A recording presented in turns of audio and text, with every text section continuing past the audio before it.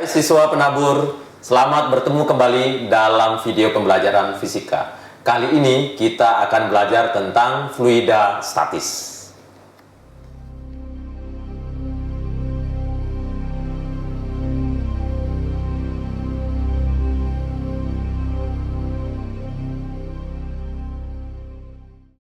Masih di fluida statis, kali ini kita akan lanjutkan dengan topik tegangan permukaan dan kapilaritas. Nah, perhatikan gambar berikut ini. Ada seekor binatang air yang sedang berada di atas permukaan air, dan kalian perhatikan pada bagian kaki itu ada seperti lapisan elastis, lapisan karet yang elastis, dan ini memiliki tegangan yang mampu menahan berat dari binatang air tersebut. Maka kita katakan pada permukaan air ini terdapat lapisan elastis yang itu nanti kita kenal sebagai tegangan permukaan. Nah, saya berharap kalian bisa membayangkan bahwa ada lapisan di atas permukaan air, lapisan yang elastis, ya, seperti pada gambar. Ini juga lapisan elastis itu membentuk tegangan permukaan. Nah, tegangan permukaan itu ternyata mampu menahan logam seperti silet. Nah, silet ini kan logam ya, yang sebenarnya silet ini harusnya tenggelam karena dia logam masa jenisnya lebih besar. Tetapi ternyata kalau diletakkan secara pelan-pelan di atas permukaan air, mampu ditahan oleh lapisan permukaan air tersebut yang kita kenal sebagai tegangan permukaan. Nah, manakala lapisan yang elastis tadi itu pecah, terkena ujung dari silet tersebut, maka silet akan jatuh. Nah, lapisan atau tegangan permukaan ini juga mampu menahan paperclip seperti gambar di sampingnya. Atau tegangan permukaan ini juga mampu menjaga butiran air tetap bulat. Perhatikan, ada butiran air di atas daun, itu berbentuk bulat, itu pasti ada yang menahan. Nah, yang menahan itu adalah lapisan elastis paling luar yang kita kenal sebagai tegangan permukaan. Ini gambar-gambar yang mendukung tentang adanya tegangan permukaan tersebut.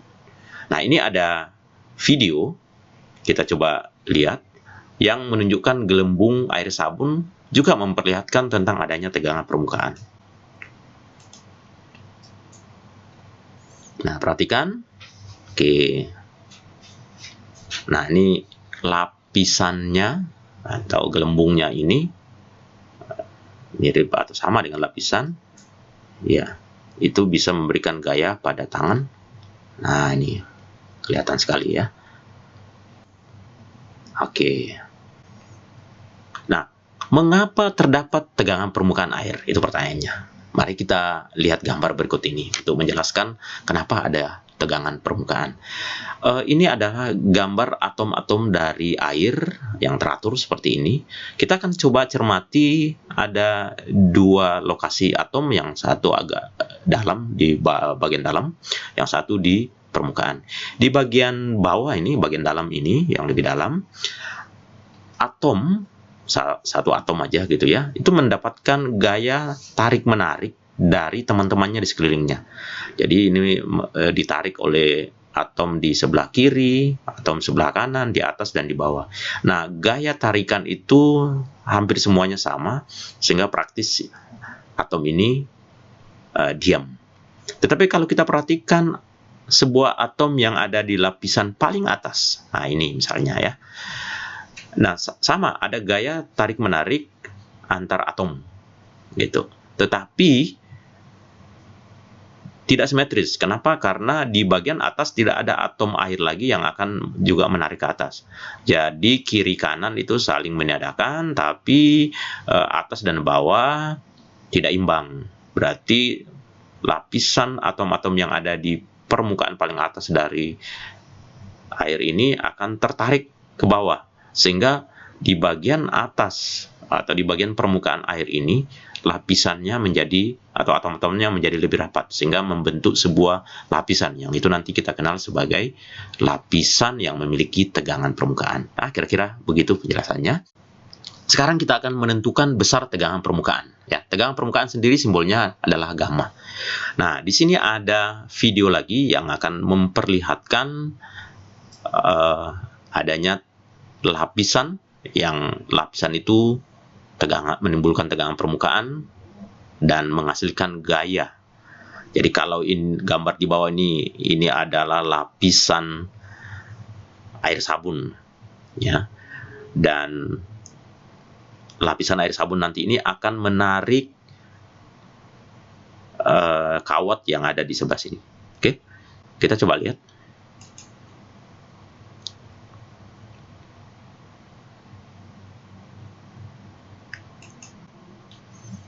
Nah, perhatikan, saya ulang.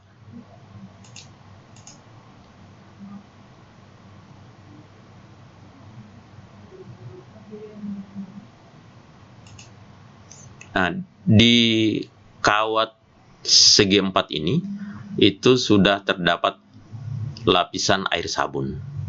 Dan ini lapisan yang elastis, punya atau kita kenal sebagai tegangan permukaan. Oke, di sini ada bagian kawat kecil yang bebas bergerak. Nah, air sabun yang ada di sini akan kita potong atau kita rusak, sehingga hanya lapisan air sabun yang ada di sini, dan itu akan menarik kawat yang ada di sini. Kita coba lihat.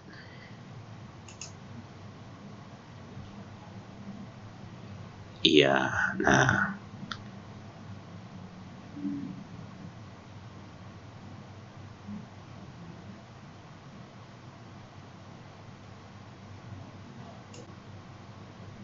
Oke. Jadi kalian bisa memperhatikan bahwa lapisan air sabun ini akan menarik potongan kawat ini. Tentu akan ditarik dengan gaya F. Kemudian tegangan permukaan bekerja sepanjang kawat ini. Panjangnya L. Gitu. Cuma kita harus ketahui juga, untuk lapisan tegangan permukaan di sini ada dua permukaan sebenarnya, yaitu permukaan atas dan permukaan bawah. Nah, gambarnya kira-kira seperti ini. Nah, sekarang definisi dari tegangan permukaan itu adalah besarnya gaya dibagi dengan panjang permukaan tempat gaya tegangan tersebut bekerja. Sekarang panjangnya ini ada L, oke, F-nya ke sana. Nah, lalu D-nya di sini itu adalah panjang permukaan tempat gaya bekerja. Tapi jangan lupa, di lapisan air sabun ini ada dua permukaan, seperti gambar di bawah ini. Permukaan atas dan permukaan bawah. Jadi sebenarnya kalau panjang kawat ini L, maka D-nya sebenarnya adalah 2L, karena ada bagian atas, ada bagian bawah. Sehingga saya bisa tuliskan D sama dengan 2L. Maka kalau gamma sama dengan F per D, D-nya diganti dengan 2L, maka kita dapatkan untuk bagian contoh ini, gamma sama dengan F dibagi dengan 2L. Nah, misalnya untuk gambar ini, ya, ini adalah lapisan air sabun juga, kemudian di sini ada benang. Oke, ketika lapisan yang bagian dalam benang ini kita rusak, maka lapisan air sabun yang luar ini akan menarik benang sehingga terbentuk seperti gambar di kanan ini. Jadi ada gaya yang narik. Nah, besarnya gaya tersebut ada hubungannya dengan tegangan permukaan, atau saya balik, tegangan permukaan sama dengan F per D, di mana D di sini itu sama dengan keliling dari lingkaran ini. Berarti 2πr. R-nya itu jari-jari lingkaran yang luar ini, yang paling dalam ini. Oke, di sini ada contoh soal. Jika panjang bagian kawat yang bebas bergerak itu yang bawah ini, yang ini ya, 5 cm, dan beratnya, nah berarti kawat ini punya berat sendiri, 20 gram. Berapakah gaya tangan? Nah, ini ada tangan yang menarik ke bawah, yang diperlukan agar potongan kawat tidak bergerak ke atas. Ya, untuk menjawab ini, konsepnya adalah ada gaya ke atas,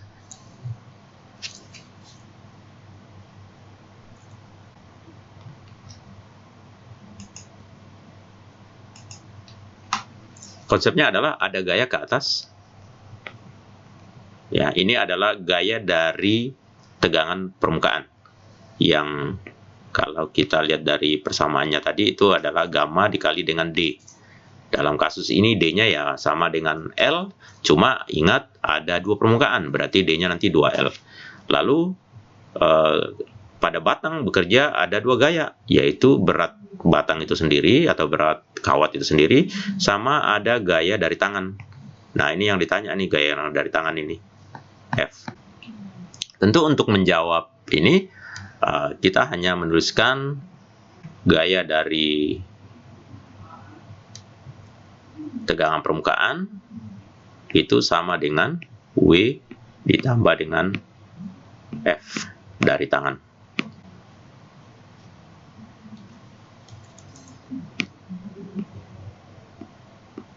Ya, F tangan. Oke, pertanyaannya adalah F tangannya berapa? Ya tentu F ini, karena ini adalah F gamma, kita ganti dengan gamma dikali dengan 2L tadi ya. Nah, sama dengan W ditambah dengan F tangan. Jadi dapat F tangan sama dengan gamma kali 2L dikurangi dengan W. Kita lanjut dengan kapilaritas. Perhatikan gambar di samping. Tentu kalian pernah belajar di biologi sistem transportasi pada pohon, di mana makanan atau air naik sampai ke daun menggunakan pembuluh yang namanya pembuluh silem, dan itu sebenarnya adalah pembuluh kapilaritas. Pembuluh yang kecil sekali diameternya, dan itu bisa dipakai untuk mengangkut air sampai ke atas. Nah, kita akan lihat secara fisika.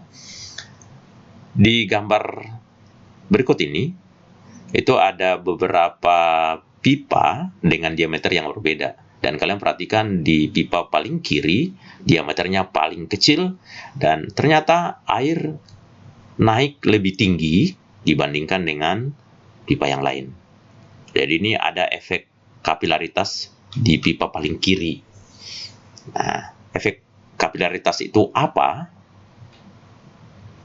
Kapilaritas itu adalah peristiwa naik atau turunnya permukaan zat cair dalam pipa yang diameternya sangat kecil. Nah, di gambar paling kiri ini, itu kita masukkan air, dan ternyata untuk bagian pipa paling kanannya, itu airnya naik. Oke, tetapi kalau itu kita isi dengan raksa, justru kejadiannya terbalik. Raksanya turun. Begitu. Nah, kenapa bisa terjadi seperti itu? Kita akan pelajari meniskus cekung dan meniskus cembung. Oke, apa itu meniskus cekung, apa itu meniskus cembung? Perhatikan di sini ada foto yang memperlihatkan air dan raksa yang dimasukkan di dalam tabung, ya. Nah, perhatikan, kelihatan sekali permukaan air itu cekung. Nah, ini namanya meniskus cekung. Sementara permukaan raksa itu cembung. Begitu. Efeknya apa? Air yang ada di pipa kecil ini akan naik. Begitu. Sementara untuk raksa justru turun. Kita lihat gambar berikut ini. Ini gambar bagian cekung ini. Ini adalah air, kemudian ini adalah tabung kaca, wadahnya. Sementara yang gambar kanan itu adalah raksa bersama dengan tabung kaca. Ya, cuma diambil sedikit aja. Nah, di sini ada gaya adesi dan kohesi. Gaya adesi itu apa? Gaya kohesi itu apa? Gaya adesi adalah gaya tarik-menarik antar atom yang berbeda. Jadi, di sini ada atom kaca dan ada atom air, atau molekul kaca dan molekul air. Sementara gaya kohesi itu gaya tarik-menarik antar atom yang sejenis, ya, atom atau molekul sama. Nah, di gambar kedua di sini juga ada atom raksa dan ada atom atau molekul kaca.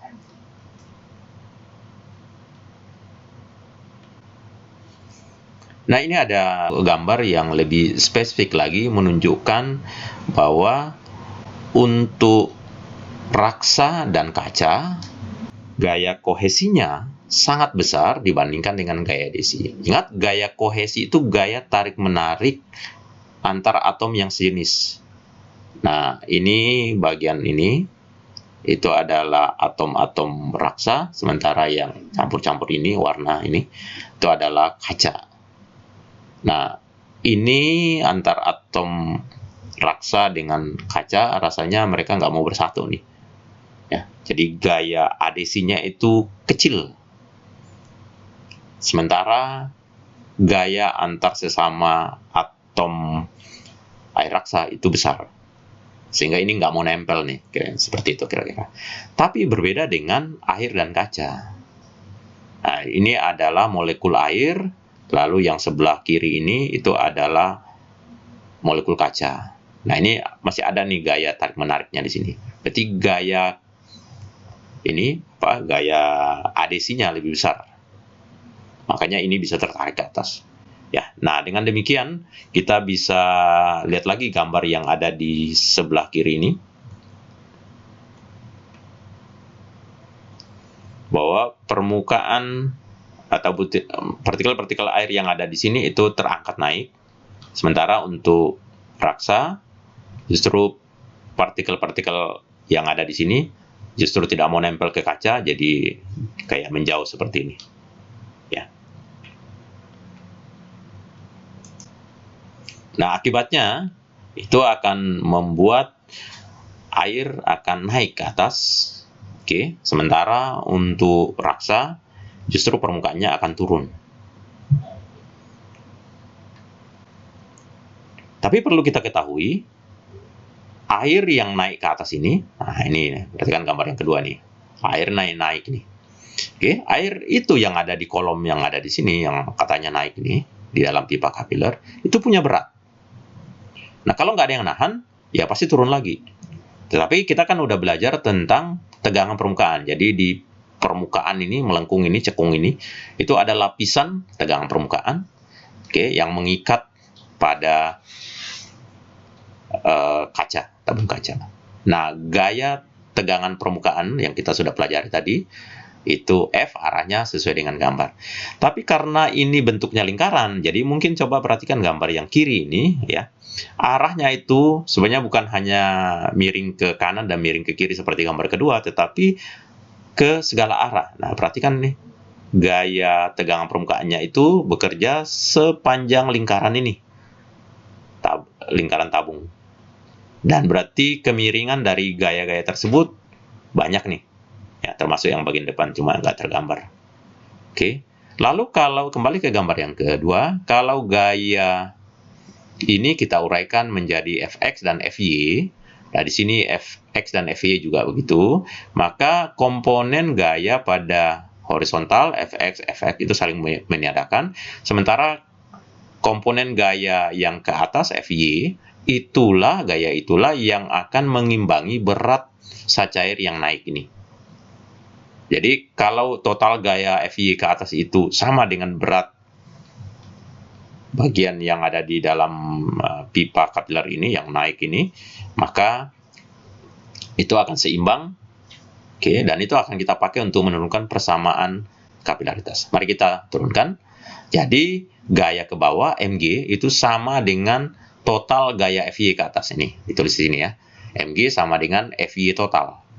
Tapi ingat, Fy itu adalah F kosinus theta, karena tetanya ada di sini. Oke, F kosinus theta. Nah, lalu F-nya ini kita ganti aja, ini F total semuanya ya. Kita ganti dengan gamma kali D, masih ingat ya, gamma kali D. Itu gaya tegangan permukaan tadi. Di mana D-nya itu adalah, dalam kasus ini adalah keliling. Gitu ya. Oke, nah sekarang Mg-nya, massa dari air ini yang naik, rho kali V kali G sama dengan gamma kali D dikali kosinus theta. Nah, D-nya diganti dengan 2πr, sehingga dari sini kita bisa sederhanakan menjadi H sama dengan 2 gamma kosinus theta dibagi dengan rho GR atau rho RG. Inilah persamaan tinggi sacair yang naik dalam pipa kapiler. tergantung pada tegangan permukaan dari saca air tersebut, sudut kontak, ini nama tetanya nama sudut kontak, fase jenis saca air, lalu jari-jari dari pipa kapiler. Jadi kalau jari-jarinya makin kecil, tentu ketinggiannya juga makin naik. Jadi di pohon tadi kalau misalnya itu kecil sekali, ya pembuluh silemnya itu diameternya kecil sekali, tentu sangat mampu untuk mengangkut air sampai ke ujung daun. Sekian pembelajaran kita hari ini. Semoga apa yang dijelaskan dapat dipahami dan selalu semangat untuk menambah pengetahuan ya. Selamat bertemu di pembelajaran berikutnya. Tuhan memberkati.